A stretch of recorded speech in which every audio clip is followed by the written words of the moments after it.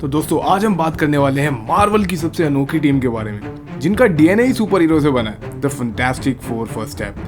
ये कहानी है चार आम इंसान की जो एक एक्सपेरिमेंट के बाद बन जाते हैं अलौकिक शक्तियों से लैस रक्षक। ये फिल्म दिखाती है कि कैसे एक इंसान क्यूरियोसिटी और पावर की तलाश में खुद को ही बदल डालता है। आज की इस वीडियो में हम इस पूरी फिल्म का करेंगे super deep breakdown scene by scene. तो चलिए शुरू करते हैं। मूवी की शुरुआत में हमें दिखाया जाता है जो पुरानी मूवी थी द फैंटास्टिक फोर, उसकी कुछ क्लिप्स की कैसे ये चारों साथी बेन, जेम, सूजन और उसका भाई जॉनी ये चारों के चारों स्पेस में जाते हैं, जिसके बाद इनके डीएनए में कुछ बदलाव होते हैं और उसके बाद इनको सुपर अलौकिक शक्तियां मिल जाती हैं, जिसके बाद से ये पूरी अर्थ के रक्षक बन जाते हैं और इन्होंने बहुत सारी लाइफ बचाई हुई है। और अब ये लोग काम कर रहे हैं कॉस्मिक डिस्टरबेंस की वजह से आई हुई मल्टीवर्स में दरारों के ऊपर, क्योंकि ये एक बहुत बड़ा खतरा है जिसकी वजह से फ्रीक्वेंटली ग्रेविटी बदल रही है और लाइट से रैप हो रही है।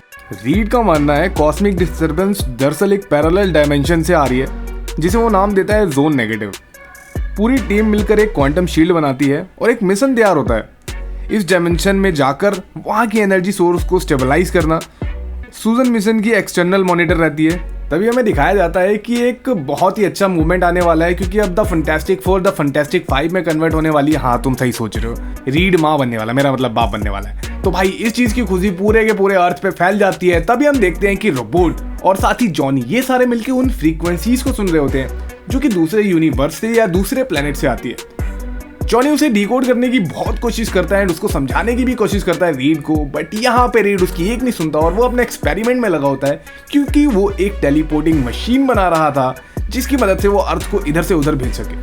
तभी ये लोग अपने बेबी को चेक करते हैं कि क्या उस बेबी में कोई सुपर नेचुरल पार्ट्स हैं या फिर नहीं। हर एक टेस्ट के बाद इन लोगों को ये पता लगता है कि इनका बेबी नॉर्मल है और इसके अंदर कोई भी अलग से सुपर पावर नहीं है। अगले सीन में हम देखते हैं बेन एक स्कूल के बाहर जाकर बच्चों से मस्ती करता है। तभी बेन की मुलाकात होती है एक लड़की से जिसको बेन पसंद करने लग जाता है। बेन घर आता है और जॉनी के साथ गप्पे लड़ा रहा होता है। अभी तक इन लोगों को क्लैरिफाई नहीं था कि आगे क्या होने वाला है और ये लोग आराम से अपना चिल कर ही रहते। तभी ये देखते हैं अचानक से आसमान की तरफ कुछ हलचल हुई। जॉनी फटाफट से उड़ के जाता है और साथ ही पीछे से बाकी की टीम आती है। तभी ये लोग जाकर देखते हैं कि एक सिल्वर कलर की लड़की जो कि किसी दूसरे प्लेनेट से आई थी एक हार बोर्ड पे, वो अचानक से अर्थ पे आती है और कहती है तुम्हारे पास समय कम है अर्थवासियों, जितना टाइम स्पेंड करना है अपनों के साथ कर लो। और उसके बाद वो ऑर्बिट की तरफ जाने लगती है। जॉनी उसका पीछा करता है और वो स्टिल कनेक्टेड है अपनी टीम्स के साथ, लेकिन स्टिल जॉनी को कुछ नहीं पता लग पाता है। वो लड़की जॉनी के करीब आती है, उसको धीरे से दूसरी भाषा में कुछ बोलती है और बहुत ही पावर के साथ ऑर्बिट में कहीं गायब हो जाती है और जॉनी नीचे आ जाता है। ये लोग आपस में डिस्कस कर रहे होते हैं कि इस खतरे की वजह से हम अर्थ को खतरे में नहीं डाल सकते और मजबूरन हमें कुछ करना पड़ेगा। तभी रीड अपने पुराने सूट्स को अपग्रेड करके जॉनी को दिखाता है, जिससे जॉनी बहुत खुश हो जाता है। फिर ये लोग जाते हैं स्टेज पे और पूरे अर्थ के लोगों को बताते हैं कि हम एक मिशन पे जा रहे हैं अपने रॉकेट से, जो कि इन्हीं का डेवलप्ड है। और हम वो जो लड़की आई है और उसने जिसकी सलाह दी है कि जो बंदा अर्थ को तबाह करने वाला है, जिसका नाम गैलेक्टस है, कि गैलेक्टस आते ही होंगे, उसको मारकर हम वापस अर्थ पे आएंगे और पूरे के पूरे अर्थ को सेव करेंगे। पूरी दुनिया की नजर अब इन्हीं के ऊपर टिकी हुई थी, क्योंकि जिस चीज की उस लड़की ने वार्निंग दी थी, उस सिल्वर लड़की ने, उसका नाम गैलेक्टस था और पूरी दुनिया में से किसी को भी नहीं पता गैलेक्टस कौन है, क्या है या क्या चीज है। अब सिर्फ अर्थवासियों की पूरी होप थी कि फैंटास्टिक फोर जाएगी, उस गैलेक्टस नाम की बीमारी को खत्म करेगी एंड वापस अर्थ पे आ जाएगी। ये लोग जाते हैं। ऑर्बिट में पहुंचने के बाद इन्हीं का इन्वेंटेड एक मशीन जिसमें से ये लोग लाइट की स्पीड से ट्रैवल कर सकते हैं, उससे कनेक्ट होते हैं एंड जाते हैं उस सोर्स पे, उस सोर्स का पता लगाने की गैलेक्टस आखिर कौन है और ये कहां से आ रहा है और वो अनस्टेबलाइज एनर्जी सोर्सेस कहां से आ रहे हैं। तभी ये लोग पहुंचते हैं गैलेक्टस के शिप के पास, जो कि बहुत ही ह्यूज था, लगभग 700 गुना ज्यादा बड़ा इनके एक नॉर्मल शिप से। उसके बाद सूजन अपने शिप को बचाने के लिए इनविजिबल करती है, बट यहाँ पर ये लोग गैलेक्टस की टेक्नोलॉजी से नहीं बच पाते एंड वो इनको अंदर खींच लेता है। तभी हम देखते हैं सिल्वर आरबोर्ड वाली लड़की फिर से इनके पास आती है और वो इन्हें कहती है तुम्हें यहाँ नहीं आना चाहिए था, अब गैलेक्टस तुमसे मिलना चाहते हैं। और वो इन सभी लोगों को गैलेक्टस के शिप के अंदर ले आती है और अपना पीछा करने को कहती है। ये सभी लोग जाते हैं। तभी हम देखते हैं जॉनी उसके पास क्लोज जाता है और उससे पूछता है कि तुमने आखिर मुझे क्या कहा था। लड़की उसे बताती है इसका मतलब एक तरह से आशीर्वाद है, अपनों के साथ खुश रहो, और ये बोलकर वो और आगे उड़ जाती है। तभी हम देखते हैं गैलेक्टस का सामना होता है द फैंटास्टिक फोर से, जो कि एक बहुत ही ह्यूज चीज है। वो फैंटास्टिक फोर को एक ऑफर करता है कि तुम मुझे अपना बेबी दे दो, मैं तुम्हारे अर्थ को छोड़ दूंगा, क्योंकि तुम्हारे बेबी में ही इतनी पावर्स हैं जो कि मेरी भूख मिटा सकता है। गैलेक्टस बेसिकली ताकतवर चीजों को खा के अपनी मौत ढूंढ रहा है। उसे बस ये चाहिए कि कोई ऐसी चीज जो उसकी भूख मिटा सके और उसके बाद वो सुकून से मर सके।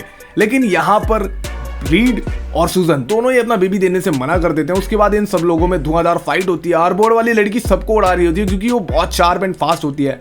लेकिन जैसे तैसे करके ये लोग अपने शिप में आते हैं एंड यहाँ पर अभी सूजन को पेन भी स्टार्ट हो चुका है। अब यहाँ बेन और जॉनी दोनों के दोनों पूरी जान लगा के जैसे तैसे करके लाइट की स्पीड में ट्रैवल करना स्टार्ट कर देते हैं एंड ये फाइनली एक लंबी सांस भरते हैं और कहते हैं आखिरकार हम बच गए। लेकिन ये देखते हैं कि वो सिल्वर आरबोर्ड वाली लड़की फिर से इनके पीछे आती है। तभी रीड के माइंड में एक आइडिया क्लिक करता है और वो कहता है कि हमें एक डार्क होल के पास जाना पड़ेगा क्योंकि वही हमें इस लड़की से बचा सकता है। उसके बाद वो सूजन को अपने प्लेन को इनविजिबल करने के लिए कहता है। बेन उसको मना कर रहा होता है कि अगर हम ज़्यादा क्लोज जाते हैं तो हम खुद भी ब्लैक होल में फंस जाएंगे। लेकिन जैसे तैसे करके ये लोग उस लड़की को चकमा दे देते हैं। अपने प्लेन को इनविजिबल करने के बाद ये लोग उस डार्क होल्स के पास से निकल जाते हैं, जिसकी वजह से वो लड़की लगभग 1 महीने के लिए उस डार्क होल में ही फंस जाएगी और ये सारे के सारे लोग अपना स्पेसशिप लेके वहां से निकल जाएंगे। तभी इनके पास इनफ फ्यूल नहीं बचता है घर पहुंचने के लिए, जिसकी वजह से ये लोग सहारा लेते हैं फ्रीक्वेंटली मूविंग का और वो चारों तरफ उसके चक्कर लगाते हैं उस ब्लैक होल के, जिसकी वजह से इनकी स्पीड बहुत तेज बढ़ जाती है और जैसे तैसे करके ये लोग घर की तरफ आ जाते हैं। तभी हम देखते हैं फैंटास्टिक 4 अब फैंटास्टिक 5 हो चुकी है। जी हाँ दोस्तों, इनका एक बेबी भी आ चुका है जो कि सुपर नॉर्मल है और इन लोगों को अभी तक नहीं पता गैलेक्टस आखिरकार इनसे क्या चाहता था और हकीकत में उसको ऐसी कौन सी सुपर पावर्स दिख गई थी इनके बेबी में जो कि इन्हें महसूस ही नहीं हो रही है और ना ही किसी चेकअप में पकड़ी गई। तभी ये सारे के सारे लोग सारी जनता के सामने एक लेक्चर देते हैं जिसमें वो बताते हैं हमने गैलेक्टस को तो नहीं हराया, लेकिन हाँ हम जरूर इसका कुछ ना कुछ करेंगे। तभी जनता उनसे पूछती है कि आखिरकार तुमने गैलेक्टस को नहीं हराया तो अब हमारा क्या हुआ और वो क्या मांग रहा था तुमसे। रीड उनको सब सच बता देता है कि गैलेक्टस को हकीकत में हमारा बेबी चाहिए था, जिसके बाद पूरी जनता उसे खुदगर्ज कहने लगती है। लेकिन यहाँ पर अभी बेन को कुछ नहीं सूझ रहा है, ना ही रीड को और ना ही सूजन और जॉनी को। ये सारे के सारे लोग बस इस चीज में लगे हैं कि अर्थ और बेबी दोनों चीजें एक साथ बचा लें। ये लोग आपस में डिस्कशन करते हैं, कैलकुलेट करते हैं और पता नहीं क्या क्या। इधर जॉनी ने पूरी जान लगा रखी है उन सारी ऑडियोस और फ्रीक्वेंसीज को मेजर करने में कि आखिरकार उन सारी ऑडियो और आने वाले सिग्नल्स में था क्या। तभी वो सूजन को बताता है कि उसने कुछ डिकोड किया है। यहाँ हम देखते हैं रीड लगा पड़ा अपने बेटे के चेकअप पे चेकअप करने में कि आखिरकार इसके अंदर ऐसी कौन सी सुपर पावर है। और वहीं दूसरी ओर टीवी में देखते हैं ये लोग कि पूरी जनता सड़क पर उतर आई है और उन्हें चाहिए कि बस तुम अपना बेबी दे दो और हम अर्थवासियों को सेव कर दो। अभी चारों के पास टाइम कम बचा है, सब परेशान है। सूजन भी रीड से रूठी पड़ी है और वो कह रही कि मैं अपना बेबी किसी भी कंडीशन में नहीं देने दूंगी। तभी रीड के माइंड में एक आइडिया आता है कि जैसे हमने एक टेलीपोर्टेशन मशीन बनाई है जो कि किसी भी जेन्युइन और लिविंग चीज को इधर से उधर टेलीपोर्ट कर सकती है, तो उसी तरीके से क्यों ना हम पूरे के पूरे अर्थ को इधर से उधर लेके जाएं। सूजन को ये कुछ हद तक समझ में आता है और वो अपने बेबी को लेके जनता के बीच जाती है और बताती है कि मैं अपना बेबी उस गैलेक्टस को नहीं दे सकती, लेकिन हाँ मैं ये भी वादा करती हूँ कि मैं अर्थवासी में से किसी एक को भी कुछ नहीं होने दूंगी क्योंकि दोनों ही मेरे लिए एक समान है और दोनों ही मेरे को प्यारे हैं। ये सुन के जनता की सांस में सांस आती है और दोबारा वो इन लोगों का सपोर्ट करने लगते हैं जिनका नाम है द फैंटास्टिक 4 टीम। और अब जाके इन्हें थोड़ा रिलीफ मिलता है क्योंकि जनता की तरफ से जो इनको प्रेशराइज किया जा रहा था अब ये लोग उससे सेफ हैं। अब ये दिमाग लगा सकते हैं कि कैसे ये लोग अपने प्लेनेट को बचाएं। तभी रीड बताता है कि हमने जैसे अंडे को इधर से उधर टेलीपोर्ट किया वैसे हम अर्थ को ऑर्बिट में कहीं और लेकर जाएंगे, जिसकी वजह से गैलेक्टस को हम कभी मिलेंगे ही नहीं और शायद उसके पास इतनी इनफ पावर नहीं होगी कि वो हम तक पहुंच पाए। तब हम देखते हैं कि मार्स को क्रॉस कर चुका है गैलेक्टस और गैलेक्टस की कुछ सैंपल्स कलेक्ट किए थे रीड के रोबोट ने, जिससे ये पता लगता है शायद 200 करोड़ साल पुराना कोई है गैलेक्टस और गैलेक्टस को हरा कैसे सकते हैं ये इन्हें बिल्कुल भी नहीं पता। इसलिए इनके पास बस लास्ट ऑप्शन यही है कि यहाँ से दुम दबा के भाग लो। तभी रीड अकेले में अपने बेटे से पूछता है बेटा अगर तेरे पास सच में कोई सुपर पावर है तो प्लीज हमें दिखा दे क्योंकि यही सही टाइम है।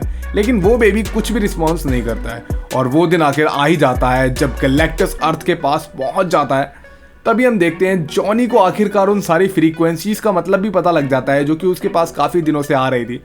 वो हकीकत में उस हारबोर्ड वाली लड़की की थी। ये लोग प्रोसेस शुरू करते हैं अर्थ को गायब करने के लिए और पूरी की पूरी गवर्नमेंट से एक स्ट्रक्चर बनवाते हैं हर जगह दुनिया में।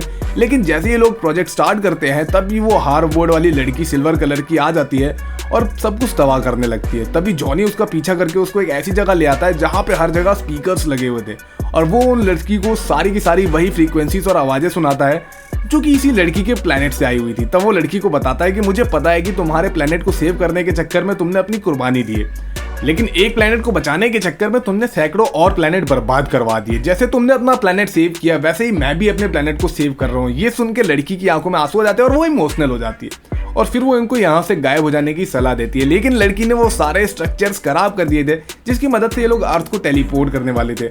अब सारे परेशान है कि गैलेक्टस अर्थ की खोपड़ी पे खड़ा हुआ है और इन लोगों के पास कोई भी चारा नहीं है। लेकिन फिर रीड के दिमाग में एक आइडिया आता है और वो घुमाकर अपनी टीम से बात करने की कोशिश करता है, लेकिन सूजन ये समझ जाती है और सूजन कहती है कि मुझे पता है तुम्हारे दिमाग में क्या चल रहा होगा, और वो काफी भड़क जाती है। बट इनके पास कोई चारा नहीं था, इसलिए वो भी राजी हो जाती है। हकीकत में इनका प्लान ये था, ये लोग बेबी को चारा बनाएंगे और जो ये पूरे अर्थ को टेलीपोर्ट करने वाले थे ऑर्बिट में कहीं और, उसकी बजाय अब ये लोग गैलेक्टस को किसी और ऑर्बिट के कोने में फेंक देंगे। लेकिन उसके लिए इन्हें अपने बेबी का यूज करना पड़ेगा। ये उसको दिखाएंगे कि हाँ हम तुम्हें अपना बेबी दे रहे हैं, उसके बाद वो वहीं पे अपने बेबी को रख देंगे। जैसे ही गैलेक्टस इस लाइन को क्रॉस करेगा, ये लोग पोर्टल ऑन कर देंगे और गैलेक्टस को लात मार के उसके अंदर घुसेड़ देंगे और ऑर्बिट में किसी कोने में गैलेक्टस गायब हो जाएगा और वो वापस तो अर्थ तक आने से रहा। तभी हम देखते हैं अंडरग्राउंड, जो कि पूरे के पूरे अर्थ के अंडरग्राउंड का मालिक है, वो आता है। उससे ये लोग हेल्प मांगते हैं कि गैलेक्टस नाम की बीमारी हमारे अर्थ पे आने वाली है, उस बवासीर के आने से पहले तुम हमारे सारे ऊपर वाले इंसानों को अपने अंडरग्राउंड वाले घर में ले लो ताकि यहाँ पे किसी को भी नुकसान ना हो। तभी बेन जाता है उस लड़की के पास जिससे वो पसंद करता है आखिरी बार मीट करने के लिए, क्योंकि उसे उम्मीद नहीं थी कि हम लोग गैलेक्टस से जीत पाएंगे। फिर वो दिन आ जाता है जब गैलेक्टस अपने शिप से उतर के अर्थ के अंदर आता है। गैलेक्टस का साइज बहुत ही ह्यूज है और ये चारों एक दूसरे के ऊपर खड़े होने के बाद भी भाई उसके मेरे ख्याल से छोटी वाली उंगली तक नहीं बराबर पहुंच पाएंगे।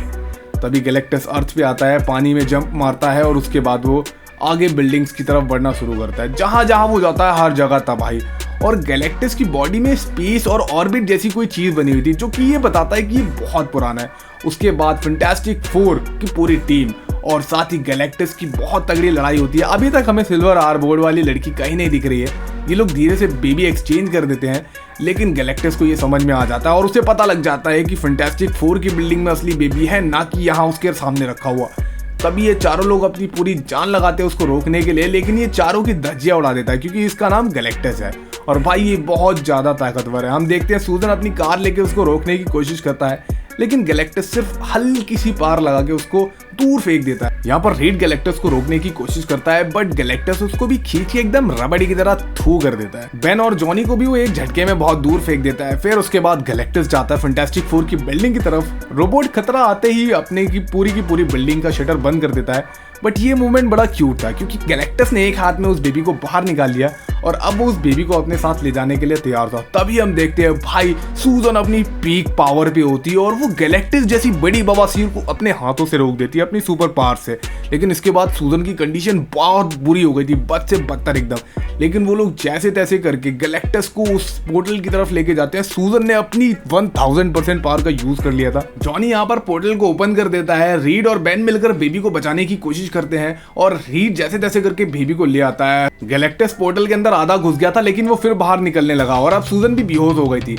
तभी जॉनी आता है और कहता है कि मेरे भतीजे से कहना मैं उससे बहुत प्यार करता हूँ, और वो पूरी जान लगा के गैलेक्टस की तरफ बढ़ता है। लेकिन तभी सिल्वर आरबोर्ड वाली लड़की आती है, जॉनी को लात मार के साइड कर देती है और खुद गैलेक्टस को लेकर अंदर घुस जाती है और उसने जॉनी की कुर्बानी बचा ली। तभी हम देखते हैं यहाँ पे सूजन मर चुकी है और सारे के सारे लोगों की आंखों में आंसू हैं। हकीकत में उस लड़की ने जॉनी की कुर्बानी बचा ली, ना तो ये फैंटास्टिक फोर से फैंटास्टिक 3 हो जाती। और यहाँ पर रीड जोर जोर से रो रहा है। तभी हम देखते हैं कि इनका बेबी वो भी अचानक से रोने लग गया और उसको जैसे ही सूजन के ऊपर छोड़ा उसकी आंखें पर्पल कलर की जलती है और अचानक से हलचल होने लगती है सूजन के शरीर में और सूजन जिंदा हो जाती है। किसी को अभी तक कुछ नहीं समझ में आया कि हकीकत में ऐसा हुआ कैसे, और उसके बाद बेबी खुश होकर ताली पीटने लगता है और फिर ये लोग समझ जाते हैं कि ये कोई आम बेबी नहीं है बल्कि ये कोई सुपर हीरो है। तो दोस्तों ये थी आज की movie the fantastic four first step, एक ओरिजिन जो सिर्फ सुपर पावर्स के बारे में नहीं है बल्कि कॉस्मिक वॉर, टीम वर्क, इंसान की साइंटिफिक लिमिट को पार कर देने की कहानी है। फिल्म MCU के फ्यूचर को रिफाइन करती है, गैलेक्टस से लेकर सीक्रेट वॉर तक एक नया रास्ता खोलती है। आपने इसमें कौन सा कैरेक्टर सबसे ज्यादा पसंद आया? क्या आप मानते हैं डूम MCU का अगला थैनोस बन सकता है? कमेंट में जरूर बताना। अगर वीडियो पसंद आई हो तो लाइक, शेयर और सब्सक्राइब करना बिल्कुल मत भूलना फिल्मी टॉक्स को।